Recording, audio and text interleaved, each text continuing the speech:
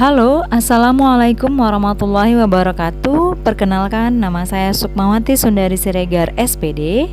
Saya berasal dari Angkatan 12 Kelompok 1 pada pelatihan dasar CPNS tahun 2021. Pada podcast kali ini, saya akan mencoba menjelaskan tentang nilai-nilai dasar PNS, yakni akuntabilitas dan nasionalisme, dengan metode mind mapping. Mind map adalah suatu metode untuk mengelola informasi secara keseluruhan melalui pemetaan peta pikiran berbentuk percabangan yang dituangkan langsung ke dalam media tulis, baik kertas maupun digital. Topik pertama, kita mulai dari akuntabilitas. Berikut ini adalah mind mapping mengenai akuntabilitas. Akuntabilitas merujuk pada kewajiban setiap individu, kelompok, atau institusi untuk memenuhi tanggung jawab yang menjadi amanahnya. Di dalam akuntabilitas, kita akan membahas tentang konsep akuntabilitas, mekanisme akuntabilitas, akuntabilitas dalam konteks, dan menjadi PNS yang akuntabel. Adapun aspek-aspek akuntabilitas adalah sebuah hubungan, akuntabilitas berorientasi pada hasil, akuntabilitas membutuhkan adanya laporan, akuntabilitas memerlukan konsekuensi, dan akuntabilitas memperbaiki kinerja. Adapun fungsi dari akuntabilitas terdiri dari 3 fungsi utama: untuk menyediakan kontrol demokratis, untuk mencegah korupsi dan penyalahgunaan kekuasaan, dan untuk meningkatkan efisiensi dan efektivitas. Akuntabilitas memiliki 5 tingkatan yang berbeda, yaitu akuntabilitas personal, akuntabilitas individu, akuntabilitas kelompok, akuntabilitas organisasi, dan akuntabilitas stakeholder. Dimensi dari akuntabilitas terdiri dari kejujuran dan hukum, proses, program, dan kebijakan.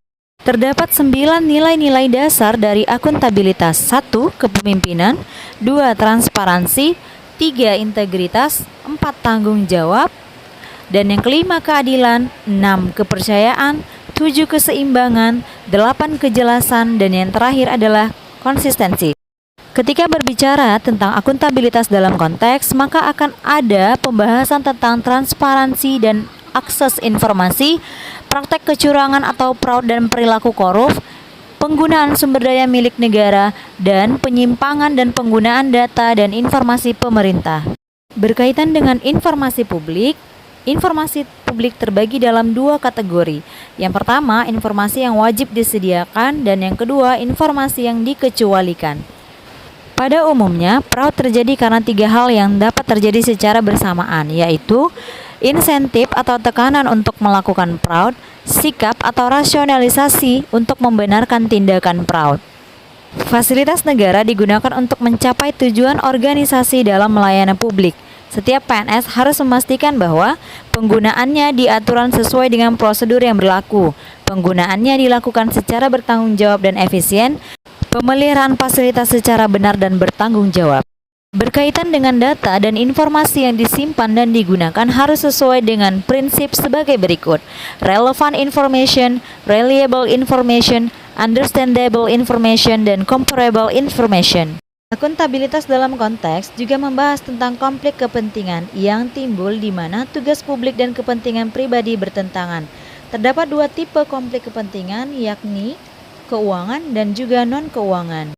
Untuk dapat menjadi PNS yang akuntabel, maka seorang ASN sebagai profesi harus berlandaskan pada prinsip, nilai dasar, kode etik dan kode perilaku, komitmen, kompetensi yang diperlukan sesuai dengan bidang tugas, kualifikasi akademik, jaminan perlindungan hukum dalam melaksanakan tugas, dan profesionalitas jabatan. Pada bagian yang kedua, kita bahas tentang nasionalisme. Nasionalisme merupakan pandangan atau paham kecintaan manusia Indonesia terhadap bangsa dan tanah airnya yang didasarkan pada nilai-nilai Pancasila. Karenanya, seorang ASN yang memiliki nasionalisme kuat pasti akan memahami dan memiliki kesadaran mengimplementasikan nilai-nilai Pancasila dalam pelaksanaan tugasnya. Diharapkan ASN sebagai pelaksana kebijakan publik, pelayan publik, dan perekat serta pemersatu bangsa.